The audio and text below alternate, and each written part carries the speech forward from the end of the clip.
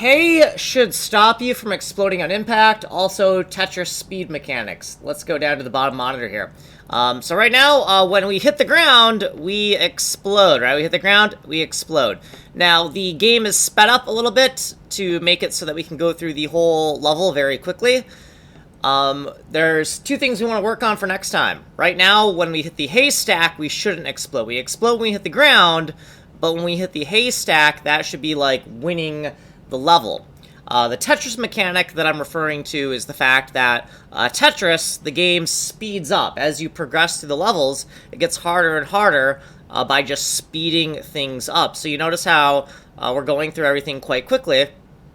That's a hack just to make the level last exactly 3 seconds, but the level isn't supposed to last this long, right? So if we go into the configuration code here, there is node config code here, and we have some things here. We have maximum goose override false, which is for debug only. It means that there will only be geese rather than just clouds. Let's try that one out, right? Let me show you that one. I know I'm all over the place, but let's just show you what we're doing, right? Okay, let's go put that on. Let's go play this again. And then I think I want to get out of here before this ends up too long. We want to keep this kind of short. Okay, so Control Alt Shift S, go play. And now, you'll notice that there's no clouds, there's just geese. And if we hit the geese, ooh, did we fuck that up? Oh, okay. So the reason we're not dying when we hit the geese is because I think we're in our invincible period. Yeah, because we're, like, flashing. Yeah, that's what's going on there. Maybe we want to make that strobing of the player a little bit, it feels like a little unpredictable there.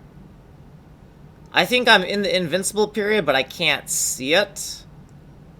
I think that's what's going on there, right? Like, Okay, so yeah, we just want to, like, you know, make it so that the level goes faster and faster and faster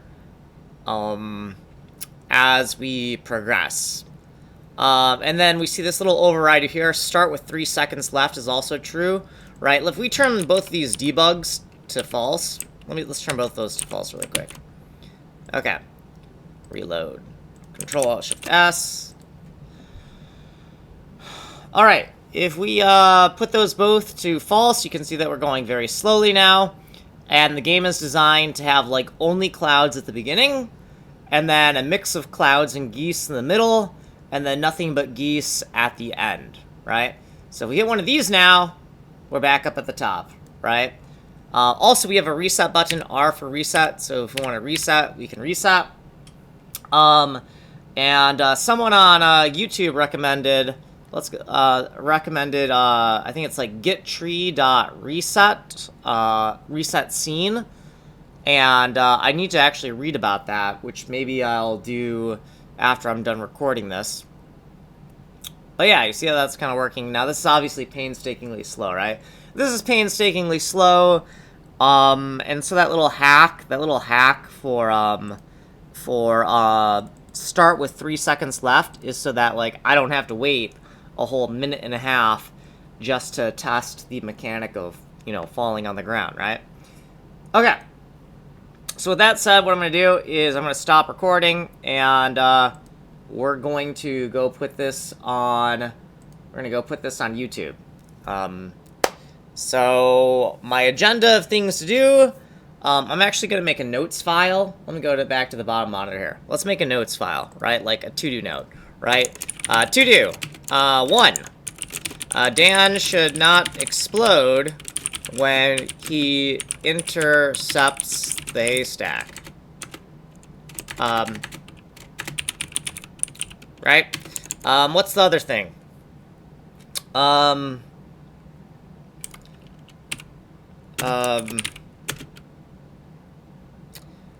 invincibility period,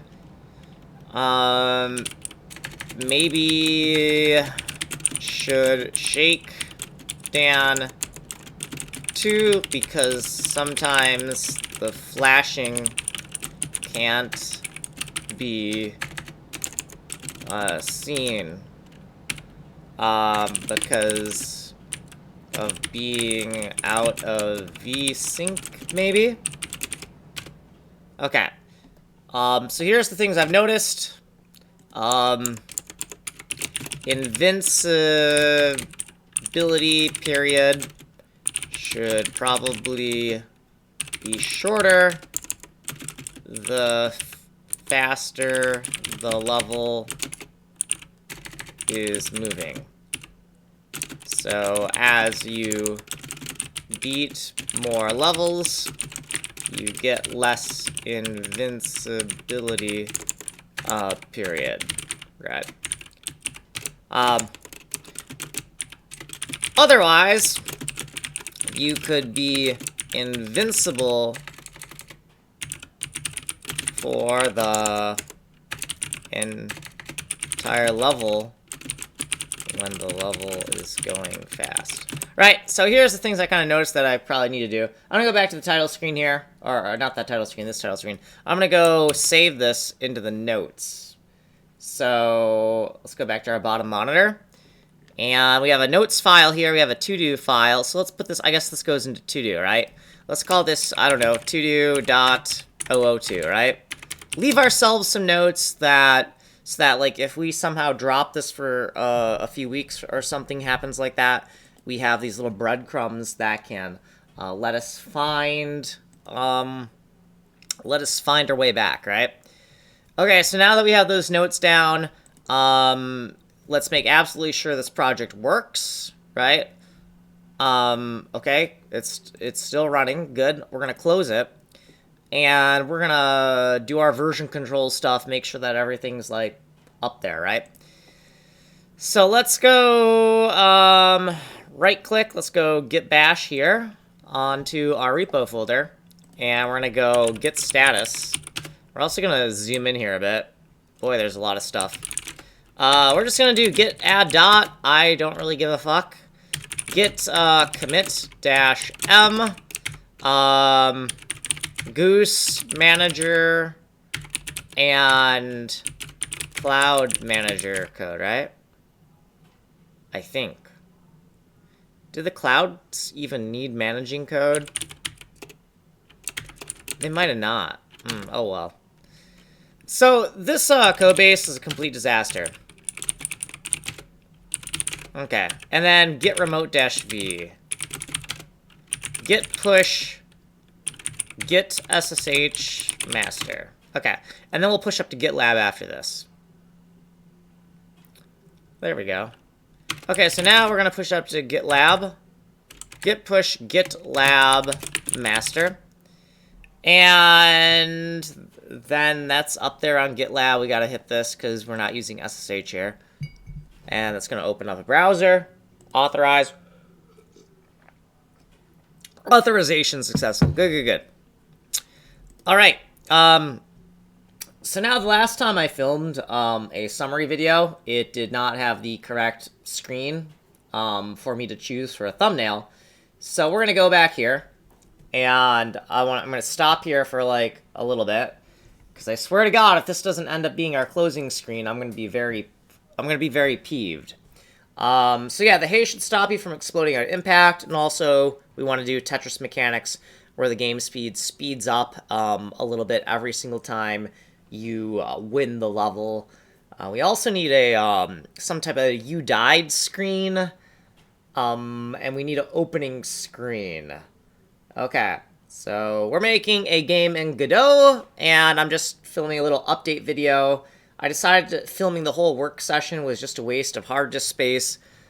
I'm making these kind of little videos as a way that I can remember what I'm up to, so if I forget, I have these videos.